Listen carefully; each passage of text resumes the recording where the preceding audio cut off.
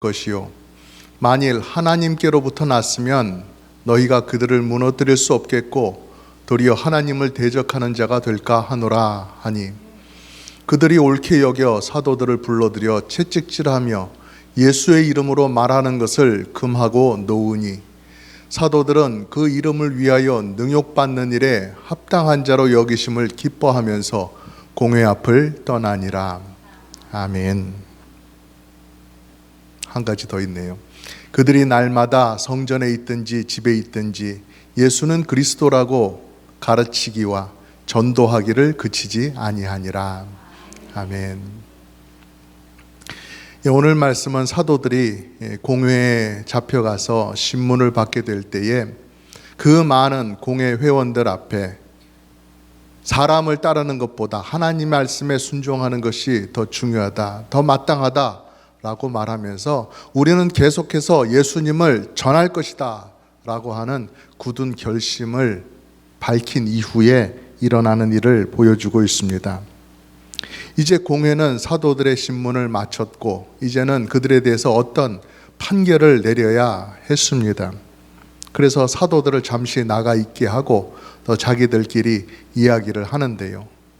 사도들이 있는 자리에는 그들이 좀 점잖도 좀 빼고 또 말도 좀 권위 있게 하고 하는 그런 모습이었겠지만, 공회원들끼리만 있는 그런 자리에서는 좀 더 편안하게 속에 있는 말도 이렇게 자연스럽게 할 수 있는 그런 분위기가 됐었을 것입니다. 근데 그 자리에 가말리엘이라고 하는 바리새인이 일어나서 말을 하기 시작합니다. 가말리엘이라고 합니다. 여러분 어디서 들어보시지 않으셨어요? 가말리엘. 가브리엘 천사는 들어봤는데 그건 좀 더 아는 것 같은데 가말리엘이라 어디서 들어봤더라. 예, 힌트를 좀 드릴게요. 바리새인이라 그랬죠. 예, 근데 이 사람이 아주 명성이 높은 그런 학자였어요. 그래서 그의 제자들이 많았습니다.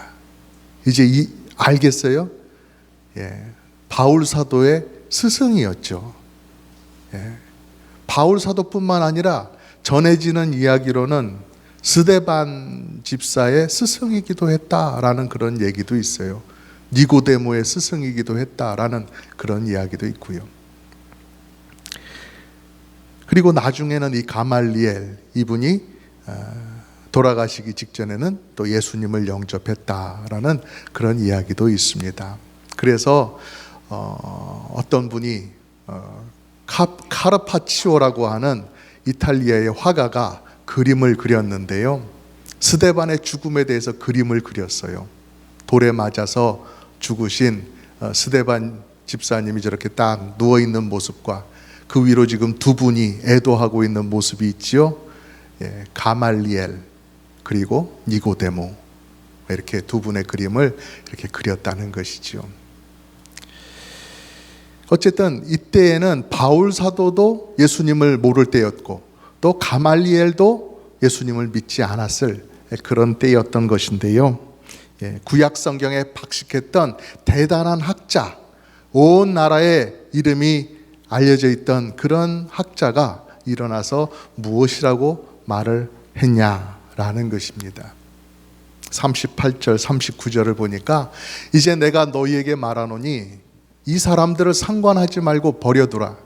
이 사상과 이 소행이 사람으로부터 났으면 무너질 것이요 만일 하나님께로부터 났으면 너희가 그들을 무너뜨릴 수 없겠고 도리어 하나님을 대적하는 자가 될까 하노라. 이런 말을 했습니다. 가말리엘은 이 말을 하기 전에 이 전부터 이 공회 회원들이 모두 다 알고 있는 나라를 떠들썩하게 했던 몇 가지 소동에 대해서 먼저 이야기를 합니다. 이전에도 드다라고 하는 사람이 있었다. 그를 추종하는 사람이 400명이나 되었고 막 온 나라를 떠들썩하게 했고 그가 무엇인가 움직이고 무슨 주장을 하고 했었는데 아마도 유대를 로마로부터 독립시켜야 된다고 하는 독립운동이었겠죠. 또 그렇게 기세등등하게 일어났던 사람 중에 유다라고 하는 사람도 있었다. 그러나 드다도 유다도 다 그들이 죽거나 없어지고 나니까 그 추종하던 사람들이 다 사라지고 그렇게 일어났던 소동들이 잠잠해지더라는 것입니다. 얼마 못 가고 다 끝나고 말더라는 것입니다.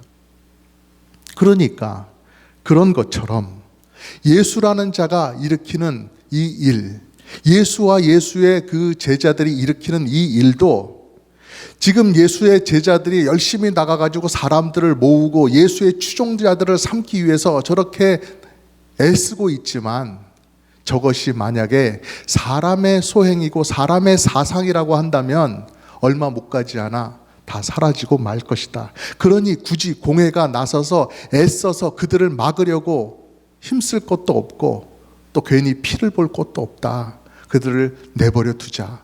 이렇게 말을 했던 것입니다. 얼핏 들으면 그럴싸합니다. 과연 역사를 알고 대단한 통찰력이 있고 아는 것이 많은 그런 학자가 제시를 하는 아주 좋은 방법인 것 같습니다. 사도들이 한순간 벌인 소동이라고 한다면 정말로 언제 그랬냐는 듯이 사라질 수도 있겠다. 우리 한번 기다려보자. 그런 얘기니까요. 하지만 문제가 있습니다. 이 일이 만약 하나님께로부터 난 일이라면 어떻게 된다 그래요? 하나님께로부터 난 일이다. 하나님께서 지금 이 사도들을 붙잡아 쓰시고 일으키시는 이 일이다. 하나님께서 이 예수님의 이름을 존귀히 높이고 그로 인하여 구원받는 사람들을 많게 하시는 하나님의 일이다 할 때는 어떻게 된다는 것입니까? 이 사람들을 중지시킬 수 없겠고 오히려 우리가 하나님을 대적하는 자가 될까 두렵다. 우리가 그런 꼴이 되지 않겠느냐 지금 말하고 있는 거 아니에요? 그러니까 쉽게 말하면 전도하지 못하게 막았다가 하나님 대적하는 자들로 낙인 찍혀서 하나님의 진노를 사면 어떡하냐 하는 그런 말인데요. 이게 맞는 말입니까, 여러분? 겉으로 보면 맞아 보이죠. 그런데 여러분, 공회가 어떤 곳입니까? 이스라엘의 최고 종교회의입니다. 그 안에는 대제사장을 포함해서 여러 명의 평생 성경만 파고 살았던 난다 긴다 하는 사람들이 다 모여있는 그러한 곳이었어요. 70여 명의 제사장, 사두개인들, 바리새파 사람들 다 거기 모여 있었다는 거예요. 그러면 그 사람들이 할 일이 뭐예요? 사도들이 하는 말을 듣고 정말로 예수님이 메시아가 맞는지, 정말로 이때가 구원받을 만한 기회를 주신 하나님께서 말씀하신 그 새날이 맞는지, 정말로 사도들이 말하는 것처럼 성령 하나님께서 이 땅에 오시고 각 사람들에게 부어졌는지, 그런 것들을 분별하고 판단해서 확실히 말해줘야 될 거 아니겠어요? 공회가 안 하면 누가 해요, 그거를? 지금 예루살렘뿐만 아니라 그 주변에 있는 마을 사람들도 다 예수님 믿겠다고 나오는 사람들이 엄청나게 많았어요. 그런데 공회가 그때에 분명한 지침을 주어야 될 것 아니겠습니까? 얼마 전에는 예수님을 두고서 이 사람은 사형에 처해야 마땅하다라고 그렇게 판결을 내렸었는데 얼마 지나고 나니까 우린 잘 모르겠다. 각자 알아서 예수를 믿든지 말든지 마음대로 해라. 이런 식으로 버려두면 안 되지 않냐 하는 것입니다.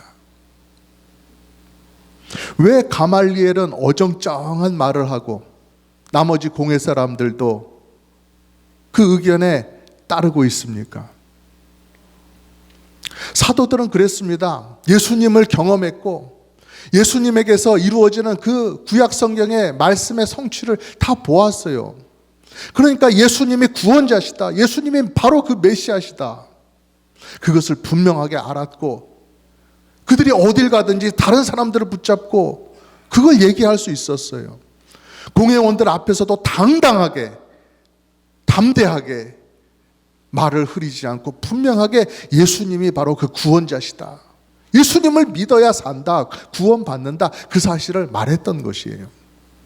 그러나 공회 회원들은 달랐습니다.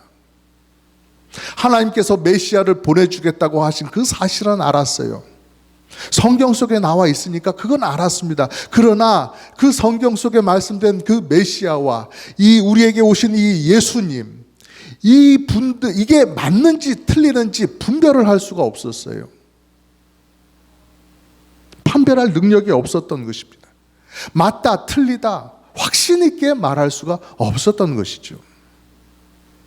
그래서 시간이 지나면, 세월이 얼마 정도 흐르고 나면 결과가 그것을 말해주지 않을까? 사람의 소행으로 일어난 일이라면 흐지부지 되겠고, 하나님께서 하신 일이라면 더 흥성하겠지. 우리 결과를, 시간을 두고 좀 보자. 이런 태도를 취했다는 것입니다.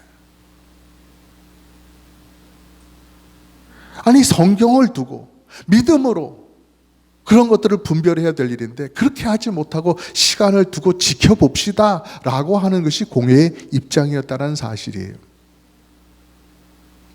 여러분, 우리가 이런 공회의 모습을 보기 때문에 구원의 은혜라고 하는 것은 사람에게 달린 일이 아니다, 사람의 지혜와 능력에 달린 일이 아니다 라고 하는 것을 우리가 분명히 깨닫게 되는 것이죠. 제사장들은 얼마나 예수님 믿기 좋습니까? 원하면 성전에 있는 성경을 가져다가 얼마든지 읽을 수 있었어요. 그런데 그 제사장들도 다 예수님을 척척 믿는 것이 아니라는 거예요. 한평생 성경을 읽고 신앙 교육을 받아왔던 사람들, 그리고 종교적인 열심이 남보다 특별해서 사두개파 사람들이 되고 바리새파 사람들이 되고 또 랍비가 되고 하는 이 사람들이 예수님을 척척 믿는 것이 아니라는 것을 우리가 보게 되는 것이죠. 그러면 어떻게 예수님을 믿게 됩니까? 성령님께서 오셔서 나 같은 사람 한 사람 붙잡아서 만나주시고 우리의 눈을 밝혀주셔서 내가 천하의 몹쓸 죄인이구나 하는 그 사실을 깨닫게 해주시잖아요. 그래서 나는 다른 것으로는 용서받을 수 없고 다르게는 구원을 받을 수 없고 오직 예수님 믿어야 구원받을 수 있겠구나 하는, 나는 그런 죄인이구나 하는 것을 분명하게 보게 해주세요. 그리고 그렇게 강팍하고 불의했던 내가 성령님을 통해서 예수님이 바로 나를 위해 죽어주신 구주가 되신다는 사실을 분명히 알게 되는 거예요. 예수님께서 십자가에서 베풀어 주신 그 은혜가 나를 위한 은혜였구나라는 사실을 분명하게 알게 되는 거예요. 그래서 예수님을 나의 구주로 영접하는 이 기적과도 같은 사실, 이 놀라운 변화가 우리에게 일어나는 것 아니겠습니까? 그렇지만 하나님의 구원의 은혜를 받은 이 사도들과 그거를 받지 못한 이 공회의 공회원들, 예수님과 관련된 아주 중요한 결정을 이 앞에 두고서 서로 이렇게 자세가, 태도가 갈렸다라는 것이죠. 죽으면 죽으리라 하는 각오로 하나님께 순종함이 마땅합니다 라고 말했던 사도들이었어요. 왜 무섭지 않았겠어요? 얼마 전 바로 이 자리에서 예수님께서 이 똑같은 공회원들에게 신문을 받으셨고 거기서 사형 선고를 받으셨다는 사실을 생각하면서 덜덜덜 떨지 않았겠습니까? 그렇지만 사도들은 비록 두려웠을지라도 그들에게 맡겨진 사명, 복음 전하는 사명을 그치지 않았다라는 것이에요. 하지만 공회원들은 어땠습니까? 예수님을 구주로 영접하지 않는 것, 그것 자체가 하나님을 대적하는 일이라는 사실을 모르는 거예요. 그것이 더 중요한 하나님을 대적하는 일이죠. 예수님을 구주로 인정하지 않는 것, 구주로 영접하지 않는 것. 근데 그 사실을 모르고 우리가 이 사도들을 막고 또 교회를 너무 핍박하면 그것이 하나님을 대적하는 일이 될 수도 있지 않을까라고 하면서 이렇게 적당히 일을 끝맺자, 적당히 사도들을 돌려보내자 하는 어리석은 결정을 내렸던 것이죠. 여러분, 제가 한 번씩 예수님 믿지 않는 분들을 만나서 복음을 전하면 그런 대답을 듣습니다. 내가 지금은 교회를 안 나가고 있지만 그래도 하나님이 살아계신 줄은 알아요. 내가 교회를 싫어하는 건 아니에요. 그래서 언젠가는 내가 교회 나갈 줄을 나도 알아요. 이렇게 이야기를 합니다. 지금 내가 예수님을 믿겠습니다. 예수님을 더 알고 싶습니다. 이런 것이 아니라는 거죠. 언젠가는, 아니면 희미하게. 그런 대답을 들을 때마다 우리가 하나님을 대적하면 안 되지 않습니까? 그렇게 말은 하면서도 정작 예수님은 믿지 않았던 그런 공예 회원들의 말들, 그런 것과 비슷하다라고 생각하면서 마음이 안타까워지는 것입니다. 우리 성도들은 우리 입으로, 우리 행동으로 분명하게 우리의 믿음을 드러내면서 살아야 돼요. 내가 정한 어떤 사람, 그 사람을 구원하기 위해서만 그러는 건 아니에요. 우리는 예수님의 사람이기 때문에 예수님의 사람처럼 사는 것이 당연하기 때문에 그런 것이죠. 예수님의 사람으로 사는 것이 바로 우리의 행복이라는 것이에요. 구원의 은혜를 받은 성도들이 감격과 감사 없이는 살 수 없기 때문에 그렇게 사는 거지요. 억지로 사는 것이 아닙니다. 해보는 것이 아닙니다. 누구에게 자랑스럽게 보이기 위해서, 고상하게 보이기 위해서 그렇게 살아가는 것이 아니지요. 당연하기 때문에 그렇게 살아가는 것입니다. 여러분, 우리에게 주어진 이 땅에서의 인생의 시간, 여러분 어떻습니까? 잠깐 졸고서 정신 차려봤더니 60세 아니던가요? 좀 표현이 심했나요? 태어나서 어렸을 때 막 천지 모르고 막 그렇게 살다가 내가 이제 좀 사람이 됐다, 이제 인생 제대로 살아봐야지 했더니 벌써 40세예요. 그래서 이제 뭐 내가 정한 거, 내가 하고 싶었던 거 이제 조금 이제 하고 손에 익숙해졌나 하다 보니까 벌써 60이고요. 거기서 조금 더 가니까 인생의 마지막 종착점에 다다랐다고 이제 내리라고 하는 것이죠. 어떤 자동차 회사에서 차를 만들어 가지고 이 차가 무척 빨리 달립니다 라는 것에 포인트를 두고서 광고 문구를 만들었대요. 이렇게 썼다고 합니다. 이 차는 당신이 태어나서 지금 40세까지 산 것만큼 그렇게나 빨리 달립니다. 뭐 언뜻 와닿지는 않죠. 근데 하여튼 당신이 40년 동안 살아온 그 시간이 짧다고 빠르다고 느끼는 것만큼 이 차는 그렇게 달린다는 것이죠. 뭐 썩 기분 좋아지는 광고는 아니네요. 우리 사람들이 다 생각이 다르죠. 말들이 다릅니다. 주장하는 바가 달라요. 그러나 공통적으로 이야기하시는 것, 그것 중에 하나가 인생은 참 빠르게 지나간다라는 것입니다. 금방 40, 금방 60, 금방 끝나고 마는 그런 인생이지요. 그런 인생, 여러분 우리가 어떻게 살아야 됩니까? 저기 에콰도르에 와다니라고 하는 부족이 있었대요. 그분들은 가끔씩 사람도 잡아서 먹고 하는 그런 부족이었어요. 그런데 그런 부족에게 복음을 전하기 위해서 5명의 선교사가, 젊은 선교사들이 들어갔다가 창에 찔려서 죽는 그런 일이 있었지요. 그 선교사님들 중에 한 분, 우리가 잘 아는 짐 엘리엇이라고 하는 선교사님도 계셨어요. 근데 이렇게 그 현지 와다니 부족 사람들에게 죽었다라는 소식이 전해지고 그 유가족들이 그런 모인 자리에서 한 기자가 이 짐 엘리엇 목사님의 아내 되시는 분한테 인터뷰를 하면서 그런 이야기를 합니다. What a waste! 이 얼마나 낭비입니까? 이 얼마나 큰 손해입니까? 아니 그렇게 똑똑하고 유능하고 젊은이 이 나라에 귀한 일을 할 수 있는 그런 인재가 아무 일도 못 해보고 거기 가서 그냥 그렇게 창에 찔려 죽은 그 일이 얼마나 낭비고 손해입니까? 얼마나 안타깝습니까? 그런 표현을 했다고 하지요. 그런데 그때 그 엘리엇 사모님께서 그런 대답을 하셨다고 해요. 아닙니다. 제 남편은 바로 그날을 준비하면서 살았습니다. 제 남편은 그날을 위해서 준비해서 살았기 때문에 낭비가 아닙니다라고 하는 것이죠. 사모님이 그런 말을 할 수 있었던 이유는 그 짐 목사님의 일기장에 이런 말이 기록되어 있었기 때문에 그래요. 아버지, 제 생명을 취하소서. 주님의 뜻이라면 제 피를 취하소서. 주님의 삼키는 불로 제 피를 태우소서. 제 것이 아니기에 아끼지 않겠습니다. 주님, 가지소서. 다 가지소서. 제 생명을 세상을 위한 희생으로 부으소서.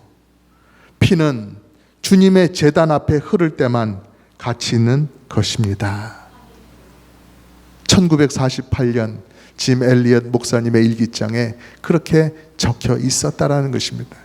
그런 심정으로 그 에콰도르의 선교를 준비하셨던 것이죠. 여러분, 이와 같은 마음이었기 때문에 오늘 말씀에 나타나는 사도들도 여러 가지 핍박과 위협을 두려워하지 않고 담대하게 그 공회 앞에서 예수는 그리스도다, 예수는 주십니다, 예수님을 믿어야 됩니다, 우리는 선교를 그치지 않겠습니다, 예수님을 계속해서 전하겠습니다 라고 당당하게 말했던 것 아닐까요? 우리도 그와 같은 모습 갖기를 바랍니다. 나도 복음 위에 살리라, 나도 예수님과 함께 살리라, 예수님 전하는데 두려워하지 않고 창피해하지 않고 소극적이 되지 않고 이 영광, 이 기쁨 나누면서 살리라 하는 그러한 각오와 결심이 우리에게 있기를 간절히 바랍니다. 또 말씀을 보면은요, 이 가말리엘이 이들을 내버려 두자, 그리고 어떻게 되는지 좀 지켜보자 라고 말을 했을 때 다른 공회원들도 그렇게 하는 것이 좋겠습니다 라고 말을 했다는 거예요. 그쪽으로 결정이 되었다는 것이죠. 그러면 사도들을 보내면서 잘 가시오, 다신 보지 맙시다 뭐 이러면서 보내주면 좋잖아요. 근데 뒤끝이 아주 고약해요. 40절 말씀에 보니까 그들이 옳게 여겨, 가말리엘의 말을 옳게 여겼다는 것입니다. 그런데 어떻게 해요?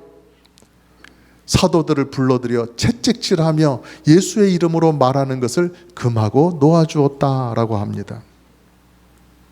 사도들을 채찍질해가지고 아주 그냥 혼내주고, 그리고 예수의 이름을 전하지 말라고 엄히 금지하면서 그 다음에야 풀어줬다라는 것이죠. 아니, 보내줄 거면 그냥 보내주면 좋잖아요. 근데 그냥 놔줄 수는 없었나 봐요. 미웠나 보죠. 아주 괘씸했나 보죠. 이번이 처음 잡혀온 게 아니잖아요. 전에도 베드로와 요한 사도를 붙잡아다가 예수의 이름을 전하지 말라고 말했잖아요. 근데 또 잡혀왔다는 것이죠. 횟수로만 따지면 3번째죠. 전날 잡아왔는데 도망갔다가 다시 잡혀왔으니까. 그러니까 자꾸만 잡혀오고 말했는데 안 들으니까 이 공회를 아주 무시하는 놈들이다 해서 때렸던가 보지요. 그리고 우리가 잡아놨는데 너희들이 마음대로 탈옥도 했어야 이래가지고 때렸던 것 같습니다. 채찍으로 때리라고 하면은, 때리라고 명령하는 사람은 참 쉽게 말할 수 있습니다. 그렇지만 맞는 사람은 그게 아니죠. 한 대 한 대 맞을 때마다 얼마나 아프겠어요. 이 사도들이 맞은 채찍, 예수님께서 로마 군병들한테 맞은 채찍하고는 좀 달랐을 것 같습니다. 예수님이 맞은 채찍 앞에는 쇠붙이가 붙어 있었잖아요. 그래서 맞으면 막 살이 쩍쩍 벗겨지는 그러한 채찍이었지만, 이 사도들이 맞은 채찍은 그런 거는 아니었던 것 같아요. 그냥 쇠붙이가 붙지 않은 채찍이었던 것 같아요. 왜냐하면 예수님께서 맞으신 그 채찍으로 맞으면 어떻게 살 수 있겠어요? 곧 죽어야 되는 거예요. 다 벗겨지고 하니까 어떻게 피부가 다 벗겨졌는데, 그런 상처를 입었는데 그 당시에 살 수가 있겠어요? 회복이 안 되는 거죠. 그렇지만은 이 사도들은 이렇게 맞고 나서 다시 전도를 했다고 하는 거 보니까 그렇게나 심한 가죽이 다 벗겨지는 그런 상처는 입지 않았던 것 같아요. 그렇지만 여러분, 쇠붙이가 달려있지 않은 것이라 할지라도 채찍입니다. 그냥 한두 번 휘둘러 보는 게 아니라 형벌로서 집행되는 채찍질을 받아야 되는 거예요. 그러니까 건장하고 힘이 센 장정이 있는 힘껏 채찍을 휘두르는 그것을 맞아야 되는 것 아니겠어요? 뭐 옷 입고 있으면 그 위로 때렸겠어요? 옷을 다 벗겨놓고 맨살에 그렇게 입는 힘껏 막 쩍쩍 소리가 나도록 때렸겠지요. 몇 대나 맞았을까 생각해 보니까요, 바울 사도도 이런 채찍질을 당했었는데요, 40에 하나 감한 매를 맞았다라고 했잖아요. 그러니까 39대, 딱 죽지 않을 정도만 맞았다라고 하는 것인데요. 그래서 이 사도들도 39대씩 맞고서, 한 사람당 39대씩 맞고서 풀려나지 않았을까, 그렇게 생각이 되는 거예요. 그렇게 맞고 나면 어떨까요, 여러분? 돌아가서도 한 달 정도는 누워 있어야 되지 않을까 싶은데요. 만약 저 같으면 그랬겠어요. 막 저 같으면 그렇게 맞고 나면 집에 꼼짝없이 누워가지고 병문안 오시는 성도님들 붙잡고 제가 죽다 살아났어요 하면서 다 그렇게 하소연할 것 같아요. 사도들이 여러분 얼마나 억울했겠습니까? 사도들이 그 전날 감옥에서 나갈 수 있었잖아요. 나가가지고 이제 다시는 눈에 띄지 않고 다시는 잡히지 않게 숨어 있을 수 있었단 말이에요. 그런데 버젓이 성전에 다시 가서 나 여기 있어 라고 했기 때문에 공회가 다시 그들을 잡을 수 있었던 것 아니에요? 그러니까 얼마든지 잡으려면 잡을 수 있도록 편하게 그렇게 자기를 드러냈던 것이에요. 그런데 왜 때립니까? 뭐가 그렇게 밉다고 때리냐는 것이죠. 그리고 사도들이 공회 앞에 서서 한 말이 뭐예요? 다른 게 아니지 않습니까? 공회원들을 인신공격하고 뭐 나쁜 짓을 했다고 뭐 하는 것이 아니잖아요. 구약 성경의 말씀이 이러니까 우리가 분명히 이거는 하나님께서 우리에게 구원자를 주시고 우리로 구원을 얻도록 기회를 주신 것이 맞다.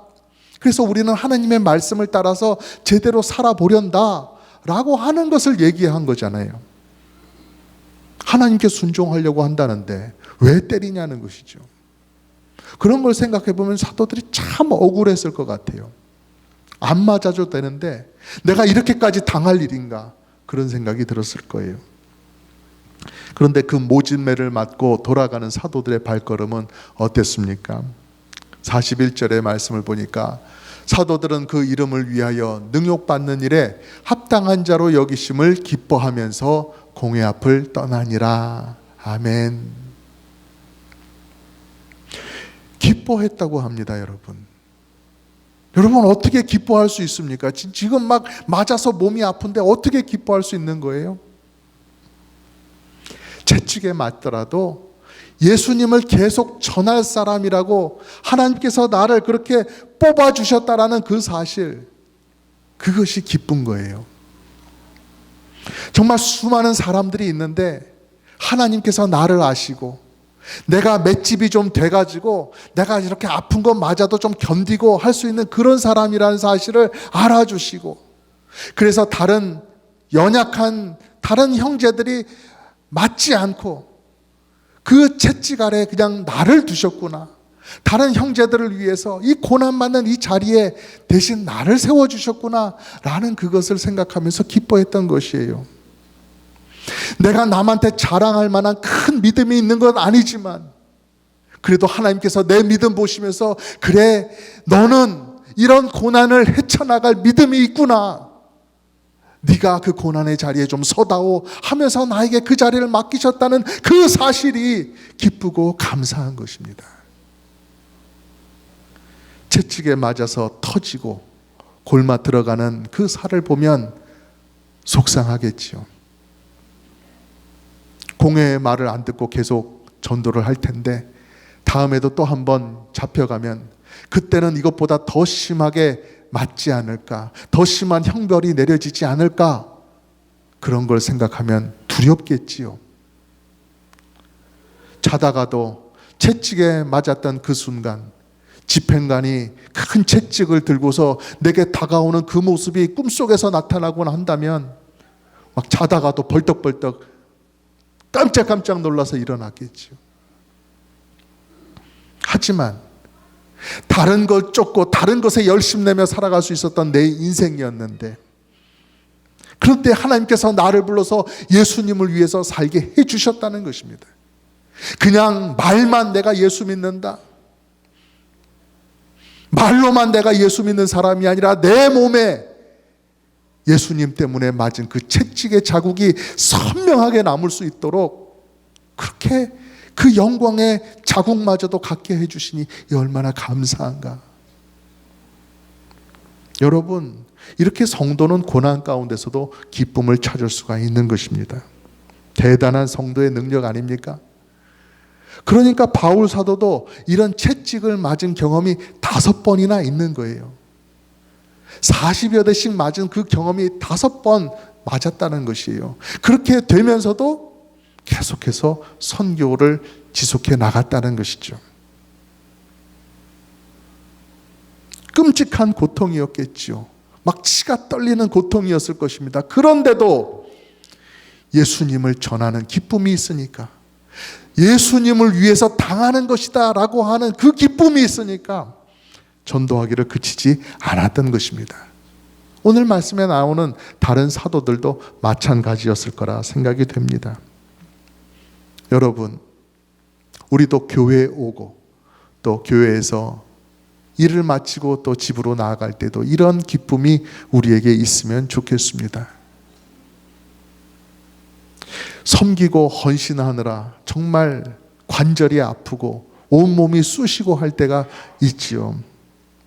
그렇지만 그때에도 내가 뭐라고, 나 같은 사람이 뭐 대단하다고 하나님께서 나를 써주시고 그 섬김을 받아주시는지, 그런 감격이 우리에게 있으면 참 좋겠습니다. 작은 일에 낙심하길 잘하고 작은 두려움이 왔을 때 그거 어떻게 하지 못해서 달달달달거리는 그런 나인데, 하나님께서 나를 새롭게 해주시기 위해서 나에게 은혜를 베풀어 주시고 또 베풀어 주시면서 나로 하여금 입을 열어서 하나님 찬양하는 사람이 되게 하신다라는 그 사실에 기쁨이 넘쳐 흐르기를 바랍니다. 어찌하여 나로 하여금 하나님의 거룩한 임재를 경험하게 하시는가?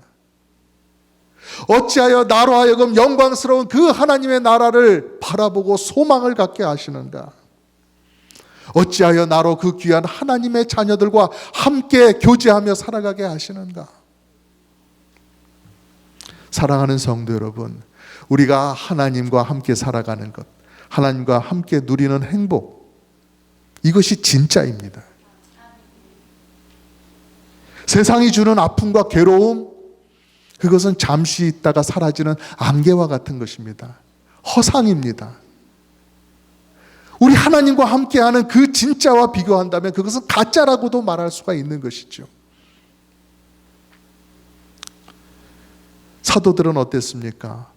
사람보다 하나님께 순종함이 마땅합니다, 그렇게 말하고서 바로 그 말했던 그 말 그대로 공회가 주는 그 채찍의 아픔, 세상이 주는 그 핍박, 그것에 굴하지 않고 그것에 질질 끌려가지 않고 하나님께서 주시는 그 기쁨을 따라갔다는 것이죠. 하나님께서 주시는 그 기쁨과 사명, 그것을 붙잡았다는 것이죠. 나를 위해 채찍에 맞으신 주님이 계시니까, 나를 대신해서 십자가에 못 박히신 그 주님이 계시기 때문에 그분이 나의 구주시고 내가 그분 안에서 지금 살아가고 있기 때문에 그렇게 감당했던 것입니다.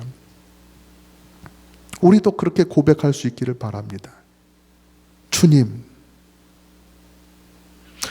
나도 주님처럼 그 채찍에 한번 맞아 봤다고 말할 수 있기를 바랍니다.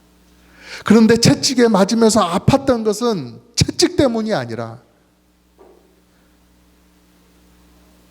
주님의 사랑을 잊고 살아가는 내 모습 때문에 더 아팠습니다라고 말할 수 있는 성도가 되면 얼마나 좋을까요? 우리를 사랑하시는 하늘 아버지께서 계십니다. 삶의 모든 기쁨이 그분에게서 옴을 깨닫기를 바랍니다. 우리의 인생이라고 하는 것, 하나님 때문에 모든 것이 다 기쁘다라고 고백할 수 있는 여러분 되시길 간절히 바라며 주님의 이름으로 축복합니다.